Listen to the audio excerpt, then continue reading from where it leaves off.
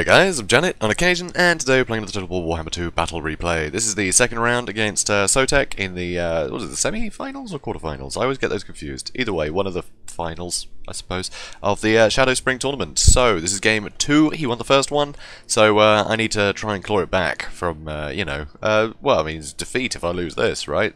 That's how best of threes work, so I've got to win this one.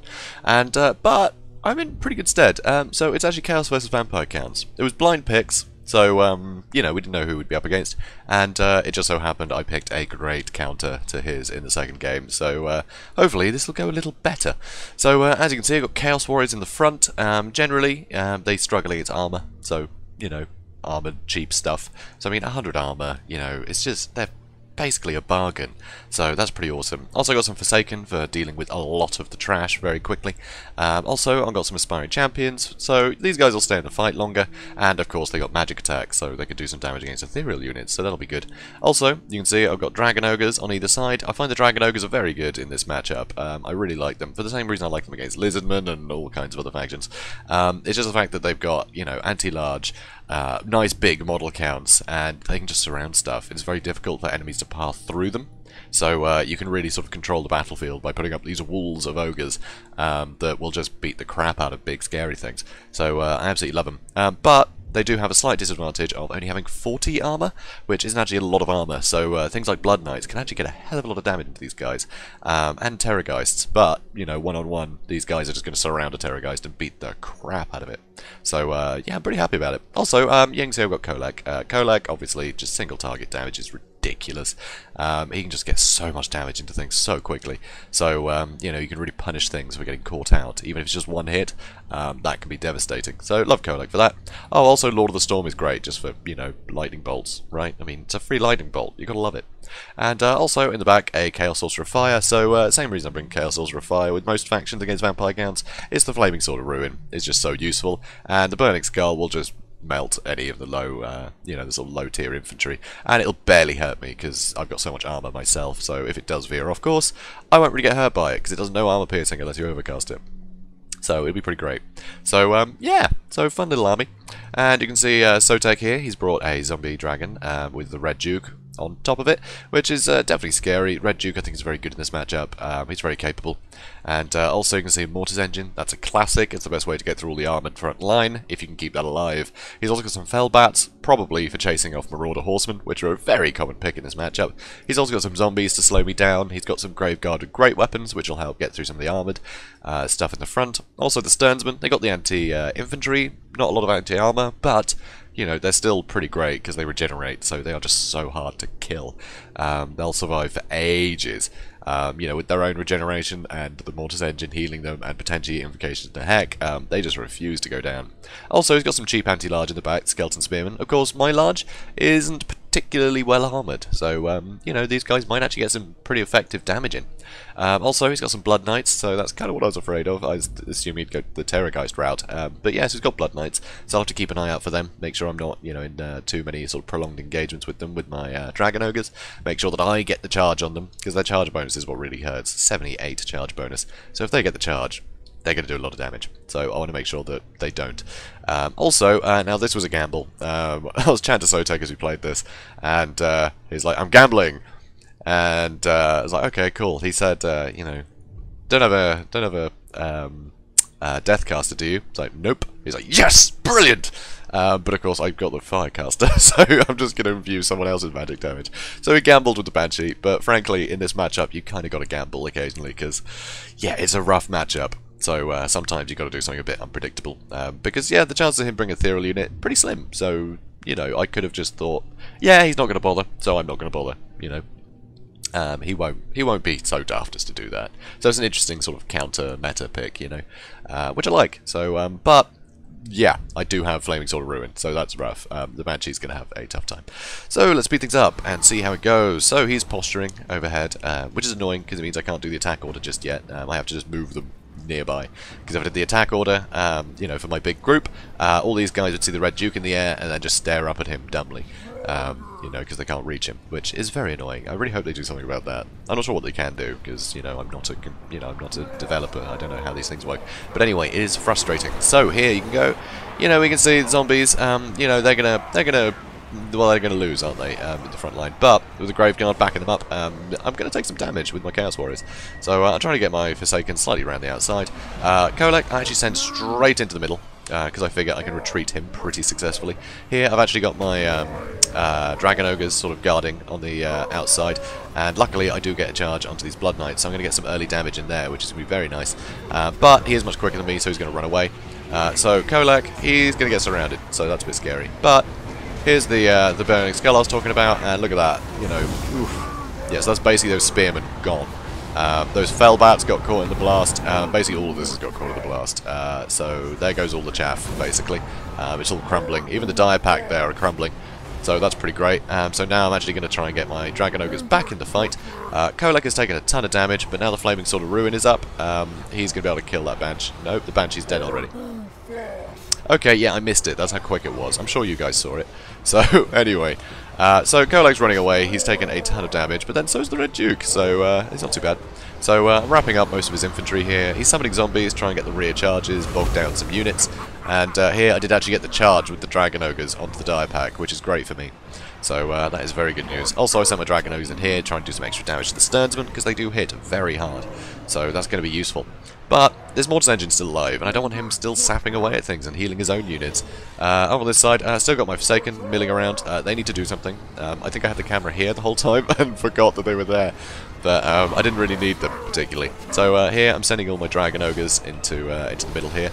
And it looks like basically Sotek did not want to risk attacking all of this with his Blood Knights. But honestly, I think this was probably the best option for him, to get a rear charge on all the Dragon Ogres. He would have done so much damage to these guys. Then he could have pulled out. He's still got Invocation to Heck. Their leadership's good. So, oh, maybe he did, and he just got stuck on that one. Oh, okay, maybe the pathing messed him up. Okay, that's pretty funny.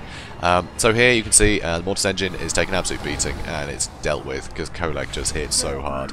It is very difficult to protect a Mortis Engine, you know, without sort of more cavalry or, you know, a Terrorgeist or something. It's very scary. You can really put a lot of punishment on it very quickly as Chaos, which is just what makes this matchup so difficult. They just have so many heavy hitters that will beat all of the, you know, all the heavy hitters of the vampire counts, basically. Like a Shaggoth will beat a Terrorgeist, you know, 9 times out of 10. So it's pretty grim. So here you can see lovely charge of the Blood Knights. They took the crap, you know, they beat the crap out of that tree, so good for them. But they are getting a good charge here. They have done a lot of damage to these Dragon Ogres. Look how much damage they've taken. It's pretty damn significant. So over here, I do get some units coming back. I did have some Chaos Warriors run away, which is pretty impressive. You know, he is managing to do a lot of damage to my front line. Over here, these Chaos Warriors are almost broken. So here, big breath attack, and that's even more damage on my Dragon Ogres. So I'm taking a lot of damage there. Half health on each of those guys. Kholek is super injured. He's got LC on him at the moment.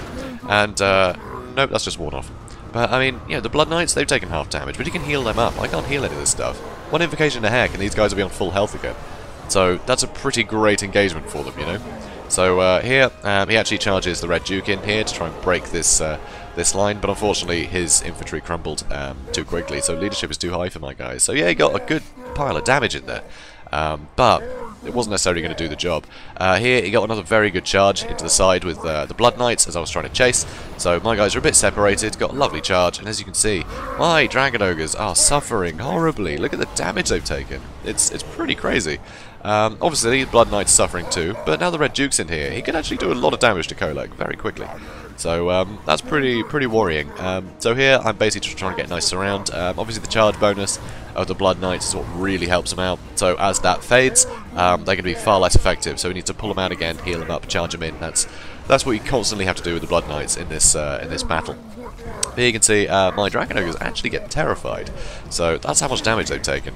So here I'm going to try and use some more lightning to do some more damage to the Blood Knights. You see I do a lot of damage to them. So now they're going to be crumbling, and yeah, they're not going to last too long. As you can see, they have very little health. So here, another breath attack comes in, trying to finish up Kholek. Basically, if he can't kill Kholek, he can't win. His best chance is to take out Kholek and hope some of this stuff starts to tear around. But at this point, he's basically run out of units. He just has nothing left on the He has nothing left on the ground, which is pretty bad, so he's got to keep the Red Duke on the floor for the most part. He's got the zombies just to make sure there's no rout. He's going to summon some more. But here, I'm trying to pen him in with my Dragon Ogres. I chase, you know, I have Kholek come around this way because he can't chase directly.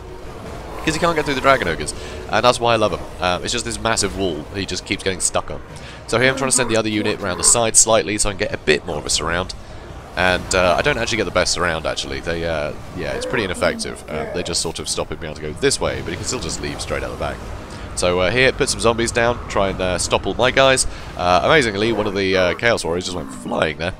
So here, he's bogged me down pretty well, and he'll be able to escape, because Dragon Ogres do get caught up on stuff a lot. They do get very excited about, you know, attacking things nearby. So that's one thing you got to worry about. It's a lot harder to force path them through than, say, a Shaggoth. So here, dives onto Kholek, and he's going to get a really big hit on Kholek, and, I don't know, apparently, I don't know, break his own jaw and kill himself. So there we go. That is one dead Duke. So here, obviously the zombies, you know, they're pretty capable, but I'm not sure they can deal with all this. So Sotek agrees and calls that a GG. So yeah, so it's pretty straightforward, honestly. This battle, Warriors of Chaos versus Vampire counts. It is very difficult for the Vampire counts. They really have to work overtime to get, you know, the most possible value out of all their units. It is incredibly difficult, just because they have a massive disadvantage against Chaos. You know, they struggle against armor, and they struggle against armored large. So it can be very difficult. It can be very difficult. And I think that would have been wrapped up quicker if I'd actually just brought, like, a Shaggoth, and then, I don't know, some more Chaos Warriors or something. I think if I just had the Shaggoth and Kholek running around, I probably would have done a fine job. Oh, one thing though, I did let my Chaos Sorcerer get caught out rather stupidly, so that was dumb. I sort of had him just wade into the front line, and he was almost dead. Red Duke finished him off. I don't know if you guys saw that. But, you know, it kind of didn't matter. I'd used so many Winds of Magic on everything, and everything he needed to kill was dead, so you can see 107 kills. You know, those Burning Skulls did a lot of work to his front line, and yeah, it was a lot of help. But again, it's just another big tool Chaos have got that Vampire counts don't. I mean, yeah, they got Wind of Death, but, you know, it's tough to get a good Wind of Death to do a lot of damage. And even then, you've still got to worry about the Shaggoths and Dragon Ogres and scary stuff like that. So it's a pain. It is a pain. So, anyway, so guys, obviously go check out Loremaster Sotek's channel. It's very good. A lot of lore on there, which is awesome. And you know how much I like the lore, so, you know, it's great. We've had some great chats about it. So, also, he's been trying to sort of get me up to speed on Age of Sigmar a bit. He gave me a bit of a crash course the other day, which I'm still not convinced about Age of Sigmar, but it does seem like it's, you know, it's doing its own thing a bit. I still hate that it was the death of fantasy, obviously, but it is nice that they're kind of evolving it and turning it into a more well-rounded thing, even if I don't particularly like the setting. It's nice to see they're doing some work on it, because it seemed a bit, you know, nothing was going on with that. Anyway, that's discussion for another time. So guys, yeah, if you like this, please do comment, like, and subscribe, and I'll see you in the next one, which will be round 3. It'll be the decider, and I promise you it's going to be a incredibly close battle, so it's definitely going to be worth checking out. So, yeah, I guess I'll see you in the next one. Have a good one, guys.